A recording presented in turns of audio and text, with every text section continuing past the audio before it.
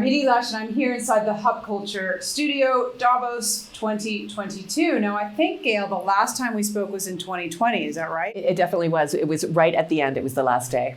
Oh my gosh. Okay, so Professor Gail Whiteman, she is at University of Exeter and also the founder of Arctic Basecamp, which has become a real iconic place to go and visit here in Davos. I want to start, Gail, with the perfect storm or the tornado of crises that we have going on. We have the war in Ukraine, the ongoing aftermath, and in some cases just ongoing pandemic, depending on where you are in the world, the food insecurity, rising inflation, concern about energy prices. We have crashing stock markets in some places, and tech stocks in particular. And climate change remains this threat that continues to grow. It seems to have slightly stepped away from the limelight, but we brought you here because I want you to tell us how all of those things fit together, especially when you look at the world through a climate lens. Yeah, so I think that's a good question, because obviously when there's acute immediate crises, we focus on that, and we should. But at the same time, CO2 emissions only had a brief dip and then have bounced back. And the actual impacts of climate change, because there's so much CO2 in the atmosphere, continued throughout the pandemic. So we might have been locked down, but the climate wasn't. So we've got that perspective, but what we're really seeing is this a very real, very big threat of an impending food crisis because of the breadbasket that we see in Ukraine, which is under threat. I think what's been forgotten, though, is that climate change also threatens that breadbasket and all the rest.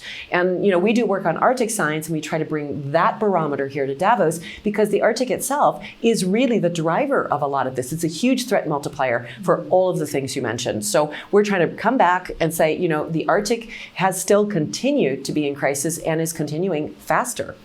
Tell me, let's dive into that, so to speak, about the threat that the Arctic presents and how fast what we know about the science is changing. Yeah, so I think, the Arctic is warming at least 3 times faster than anywhere else on the planet. So it really is sort of ground zero in terms of temperature change.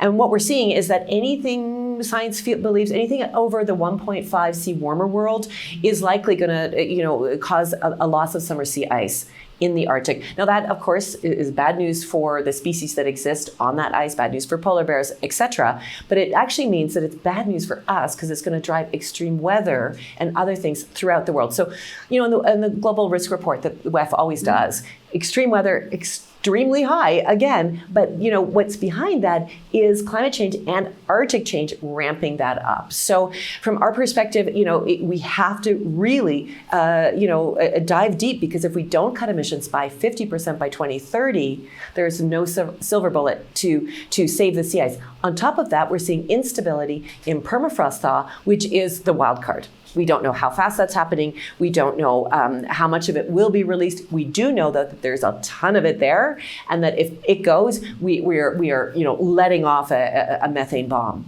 So cutting all emissions by 50% by 2030. Yeah. How much are we on track after COP26 in order to do that? Well, in terms of the actual emissions, we're not on track at all. Yeah. I mean, emissions are continuing, and we haven't seen reductions in the directions we need to go. In terms of commitments, though, we did actually see some breakthroughs in Glasgow. So if actually the countries deliver on what they said they would deliver on, and we've never seen them do that, right. we're now at a 2.1 degree warmer world, but we have to get below that 2 degrees and as close as 1.5 as possible, unless we want to watch Arctic summer sea ice go, which will have cascading risks globally. Is there enough focus at the forum on Arctic? No, the simple answer is absolutely not. I mean, when I was here in 2020, it was great because there was at least one session inside the zone. It was a pleasure. I did the science talk, and Prime Minister Sanna Marin, of course, was a panelist. Al Gore, again, huge advocate of climate action. But if we actually take a look at the sessions this time, the Arctic is nowhere to be found. And if we take a look at all the great projects that the forum does, which they do, we can see some glaring gaps. And again, we've got a Trillion Trees initiative, which is wonderful. We've got Friends of Ocean Action, that's wonderful, and onwards.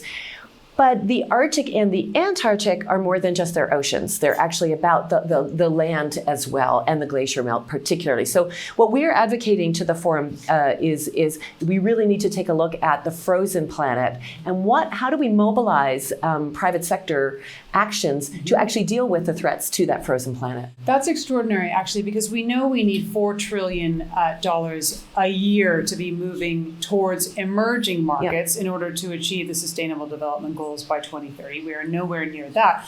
How much money do we need to be moving towards the frozen world in order to be reaching?